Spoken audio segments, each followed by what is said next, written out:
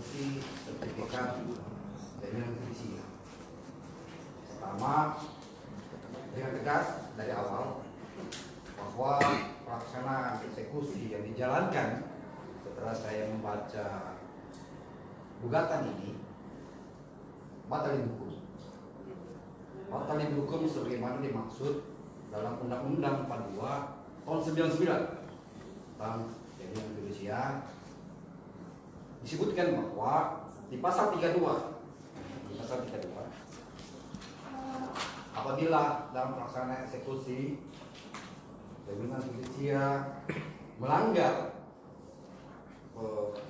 pasal 29 ayat 1 huruf A dan pasal 31 di Undang-Undang 9 itu dan 31 itu apa? Ya, saya sebutkan hadis.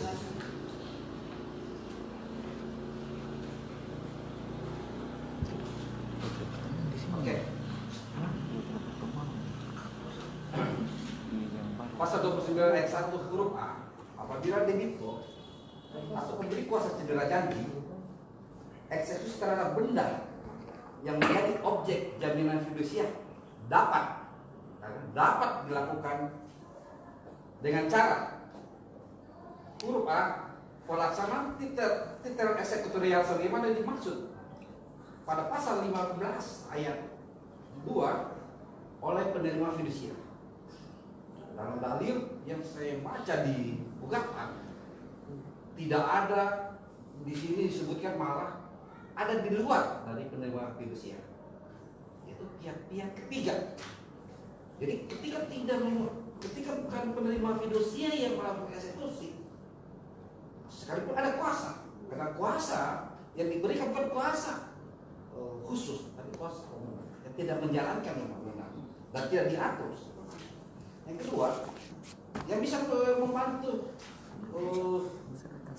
membantu penerima fidusia adalah lembaga yang dibentuk oleh undang-undang lembaga perangkat eksekusi. Itulah yang dimaksud di pasal 15 ayat 3 di penjelasan. Jadi tidak ada. Jadi setelah saya melihat dalil dalam gugatan ini, restitusi itu sendiri, saya mengambil ketegasan bahwa batal demi hukum pelaksanaan eksekusi dilakukan oleh penerima karena melibatkan pihak di luar penerima fidusia.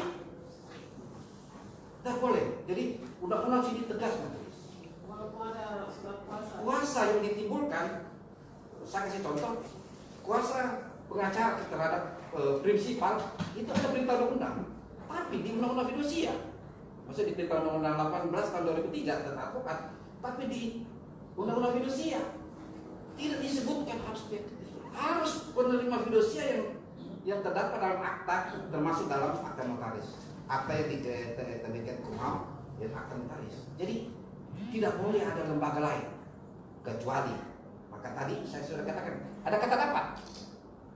Penerima fidusia mengajukan permohonan volunteer kepada pengadilan untuk memberikan putusan dalam bentuk penetapan.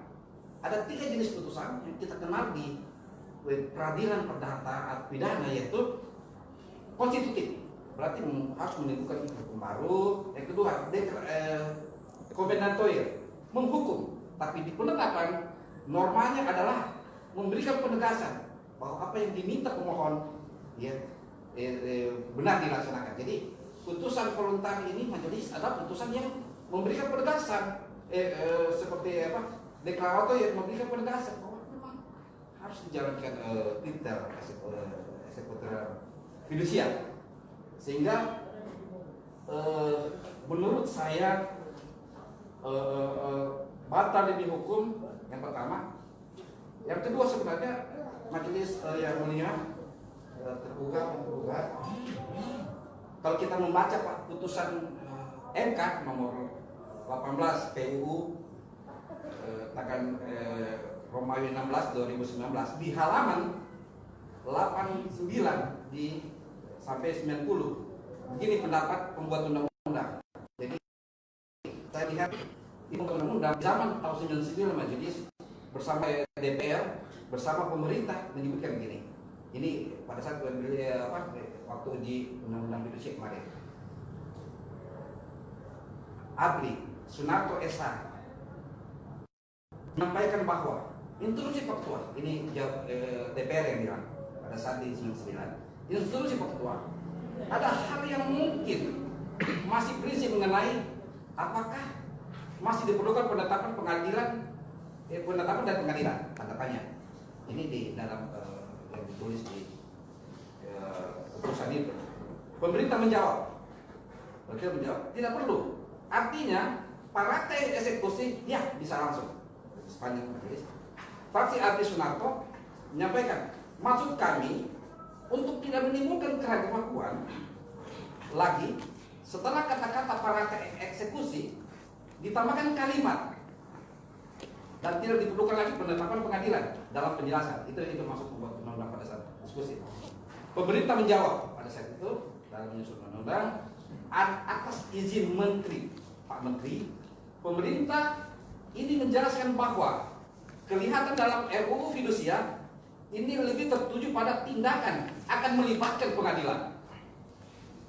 Jadi tindakan akan melibatkan pengadilan memang yang dimaksud fraksi ABRI tadi permintaan eksekutor perkara atas sertifikat apakah perlu pengadilan atau tidak, saya kira tidak perlu. Tapi andaikan nanti mungkin ada sengketa dalam eksekusi, bisa saja nanti meminta eksekusi pengadilan. Ini jawaban pemerintah sebagai pembuat undang-undang. Jika tidak sesuai praktek selama ini, memang gross akte itu dinyatakan hanya eksekusi sama dengan putusan pengadilan. Tapi isinya tidak sama dengan putusan pengadilan. Saya kira ini sama. Dijawab ini terus dilanjutkan oleh pemerintah saat itu. Saya kira ini sama. Jadi kalau pasal 29 macet, kemungkinan pihak-pihak ini suatu waktu memungkinkan bila ada sengketa meminta bantuan pengadilan.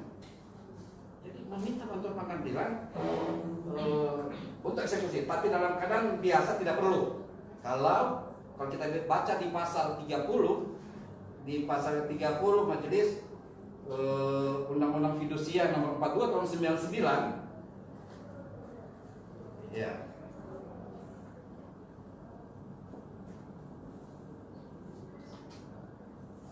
Ya, bahwa pemberi fidusia ini dalam hal ini digital wajib menyerahkan.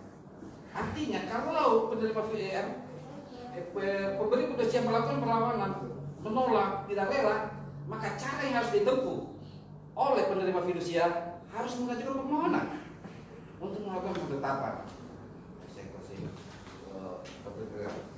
Yang terakhir, saya baca di pasal 15 ayat 2, kedudukan akta tutorial jaminan fidusia sama dengan putusan pengadilan. Ya, perintahnya undang-undang demikian. Tapi itu berkaitan dengan nilai bobot saja. Tapi untuk pelaksanaan putusan ya, harus oleh penerima fidusia.